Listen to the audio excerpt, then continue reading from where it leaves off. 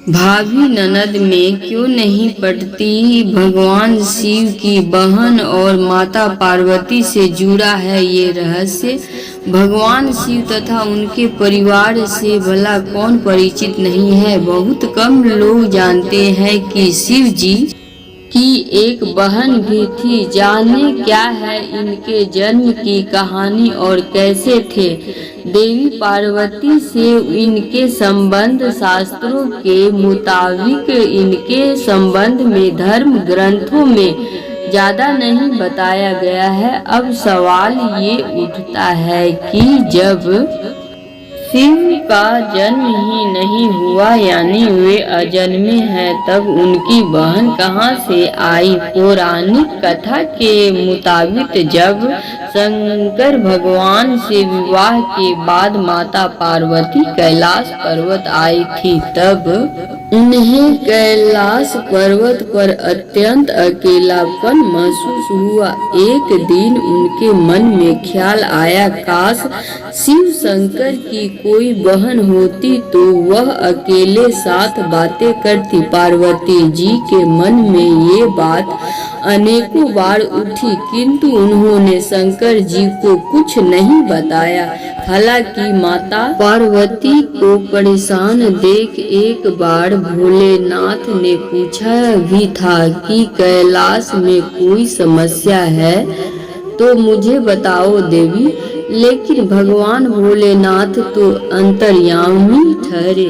उन्होंने पार्वती जी के मन की बात जान ली। माता पार्वती समझ गई कि शिव शंकर ने उनके दिल की बात जान ली है। वह बोली, अगर आप मेरे मन की बात जान ही गए हैं तो भी आप मेरा इच्छा पूरी नहीं कर सकते।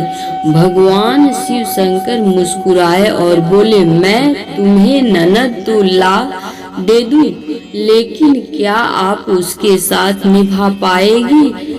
इनके बाद शंकर जी ने अपनी माया से एक देवी को उत्पन्न किया। हालांकि उनका रूप बड़ा विचित्र था। वह बहुत मोटी थी और उनके पैरों में काफी दरारें थी। शिव ने उनका नाम आसावरी देवी रखा। माता पार्वती अपनी ननद को देखकर काफी खुश हुई। इस तरह माता पार्वती को ननद मिल गई।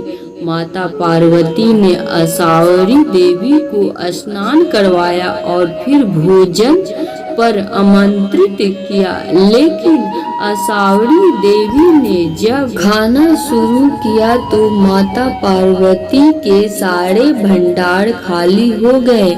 महादेव और अन्य कैलाश वासियों के लिए कुछ भी शेष न रहा। ननद के ऐसा व्यवहार से माता पार्वती को काफी बुरा लगा, लेकिन उन्होंने किसी से कुछ नहीं कहा। इसके बाद माता पार्वती ने आसावरी देवी को पहनने के लिए नए वस्त्र भेंट किए, मगर वह इतनी मोटी थी कि इन्हें वस्त्र छोटे पड़ गए। इसके बाद माता पार्वती दूसरे वस्त्र लेने गई तो आसावरी देवी ने अपनी भाभी के साथ मजाक करना शुरू कर दिया। ननद आसावरी देवी ने हंसी ठिठोली करते हुए अपने भाभी को अपने पैरों की दरारों में छुपा लिया। पार्वती जी के लिए दरारों में सांस लेना भी मुश्किल हो गया। उसी समय उधर से शंकर जी माता पार्वती को खोजते हुए आ गए और आसावरी देवी से बोले, आपको मालूम है पार्वती कहाँ है?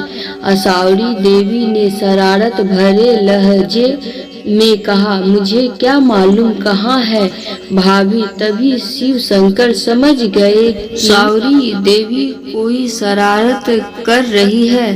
उन्होंने कहा, सत्य बोलो, मैं जानता हूँ तुम झूठ बोल रही हो। आसावरी देवी जोर जोर से हंसने लगी और जोर से अपना पैर जमीन पर पटक दिया। तभी पैर की दरारों से दबी माता पार्वती झटके के साथ बाहर आ गई। ननद के इस व्यवहार से माता पार्वती का मन बहुत ज्यादा दुखी हुआ। वह गुस्से में भगवान भोलेनाथ से बोली, आपकी विशेष कृपा होगी अगर आप अपनी बहन को ससुराल भेज दे। मुझसे गलती हो गई जो मैंने ननद की इच्छा की। भगवान भोलेनाथ समझ गए कि भाभी ननद में बहुत पटने वाली नहीं है। इसके बाद उन्होंने आशावरी देवी को कैलाश पर्वत से विदा कर दिया। प्राचीन काल से आरंभ हुआ ननद भाभी के बीच नोक झोंक का सिलसिला आज तक चल रहा है।